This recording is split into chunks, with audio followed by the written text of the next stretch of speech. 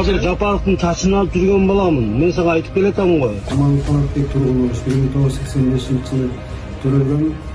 2025-жылы 19-июнь күнү биз такси жалдап Ивановкага баратканбыз. Ошо Ивановкага барып туура эмес сөздөрдү сүйлөп алганым үчүн таксиске кыргыз элинен кечирим сурайм. Мындай экинчи кайталанбайт.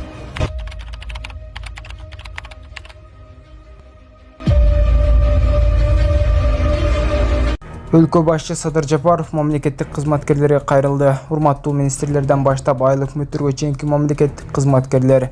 Мен силерге кайрылууну туура көрүп турам. Мени эл мамлекеттик казына ыйык андан уурдаба жана башкаларга да уурдатпа деп шайлаган.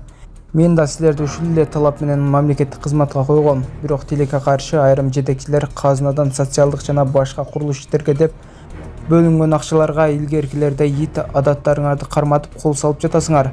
Башка жактарды айтпай эле коеюн, кечеки Токмоктогу эле көрүнүштү алалы. Эмне деген акмакчылык. Токмок менен Кара Балта шаарларына быйыл 1 миллиард сомдон акча каражатын бөлүп бергенбиз. 2 миллиард акча менен Токмок жана Кара Балта шаарларын гүлдөтүп салсаңар болот эле. Эмдиги жылы дагы 1 миллиарддан бөлүп берип эки шаарды гүлдөтөлү деген аруу тилегибиз бар эле. Тилекке каршы жергиликтүү жетекчилер, подрядчылар менен биргеликте коррупцияга барганыңар көрүнүп турат. Баарыңардын эсиңерде болсун. Сентябрь айынан баштап бүткүл өлкө боюнча казынадан акча бөлүнүп берилип жасалып жаткан иштер, курулуп жаткан курулуштар, асфальтталып жаткан жолдор боюнча адистерден топтолгон комиссия түзүлүп, канча акча колуңарга тийди, кандай жумуштар аткарылды, канчага аткарылды, канчасы уурдалды, жалпы өлкө боюнча текшерүү жүргүзөбүз. Муну мен жеке өзүм колго алам. Кимде ким уурдаган болсо, оны эслеп кайтарасыңар жана камаласыңар. Ошону унутпагыла. Миллион сом уурдап, аны кайра 10 эслеп кайтарып, андан сырткары түрмөгө түшүү кимиңерге керек? Менимче эч кимиңерге керек эмес болсо керек. Мейли ким болбогула, эч кимге даябайбыз. Мурдагы заманыңарды унуткула. Эгер мамлекет төлөп берип жаткан эмгек акыга алымсынбай жатсаңар, бизнеске кеткиле.